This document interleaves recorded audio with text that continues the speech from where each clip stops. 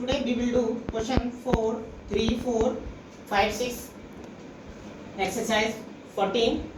कल भी हमने कल क्वेश्चन किए थे और इसके कॉन्सेप्ट समझे थे हमने. आज फिर से क्वेश्चन नंबर 3, 4 एंड 5, 6 5 हम समझाएंगे और 6 भी मैंने किया है.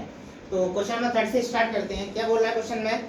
टू पैरेलल लाइंस दी गई हैं LMN, दो पैरेलल लाइन दी गई हैं और एक T ट्रांसवर्सल लाइन है. उसके इंटीरियर में दो सेम साइड में इंटीरियर में सेम साइड में दो एंगल दिए गए हैं. एक ये वाला दिया गया, एक ये वाला दिया गया. तो ये वाले जो दो एंगल हैं वो कौन से एंगल हैं? कोई इंटीरियर एंगल है, क्योंकि एक सेम साइड में हो और एक ही साइड में हो और इनसाइड हो तो उनको बोलते हैं हम को इंटीरियर एंगल. को इंटीरियर एंगल की प्रॉपर्टी होती है द सम ऑफ को इंटीरियर एंगल इक्वल टू 180. तो सम कर दिया हमने दो एंगलों का दोनों का और 180 कर लिख दिया और इंटीरियर को इंटीरियर की. तो यहाँ से क्या होगा, x की वैल्यू निकल के आ जाएगी. जब हमारी x की वैल्यू निकल के आ जाएगी तो एंगल फाइंड करने के लिए बोला है तो हम एंगल में पुट कर देंगे. तो हमने यहाँ पुट किया 39 मल्टीप्लाई किया 78 870.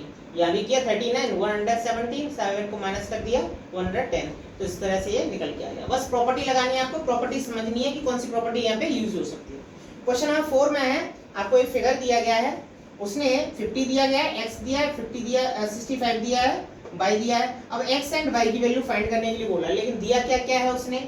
LM दो पैरेलल लाइन दी गई है, दो पैरेलल लाइन है इस तरह से, इसी तरह से, और इसमें दो ट्रांसवर्सल लाइन दी गई है, ट्रांसवर्सल लाइन.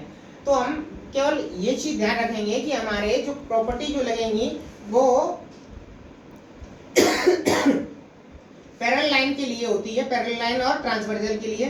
तो कोई भी प्रॉपर्टी होगी वो ऐसे ऐसे ऐसे ऐसे इस तरह से लगेगी इसमें. तो हमारी इस तरह से क्यों नहीं लगेगी? क्योंकि ये वाली लाइन जो हमारी पैरेलल नहीं है, ये इंटरसेक्टिंग लाइन है. तो हमारी प्रॉपर्टी जो लगेगी इस तरह से लगेगी.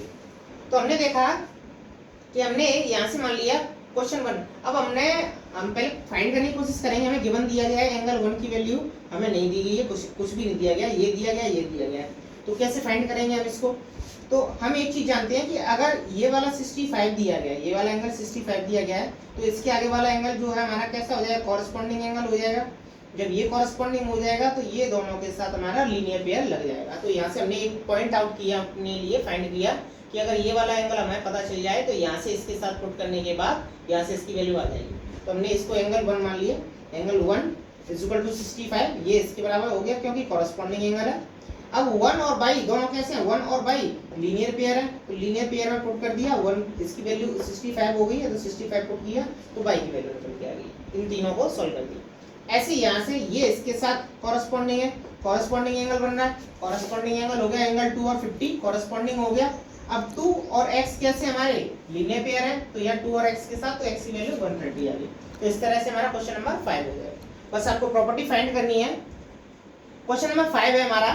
क्वेश्चन नंबर 5 में एक ट्रायंगल दिया गया है, उसमें से आपको x और y की वैल्यू फाइंड करनी है.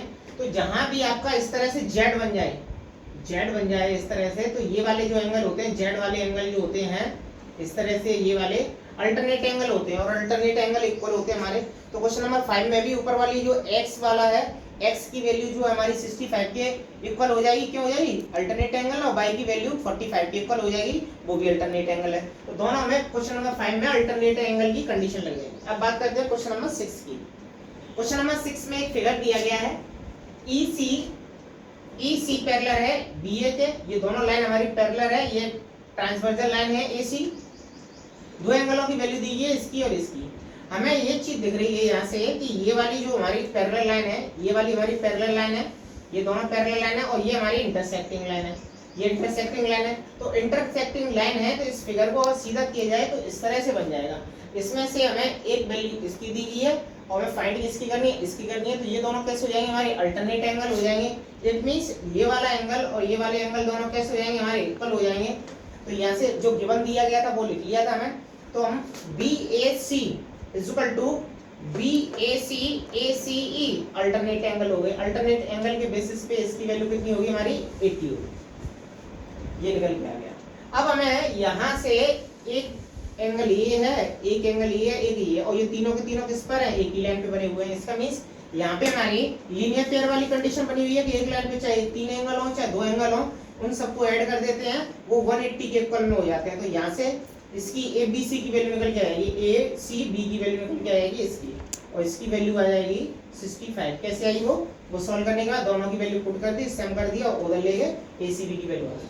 अब थर्ड इन दोनों का निकलने के बाद इसका वैल्यू निकालना हमें। ये ट्रायंगल लिया, ट्रायंगल प्रॉपर्टी होती है the sum of three angle of a triangle is equal to 180।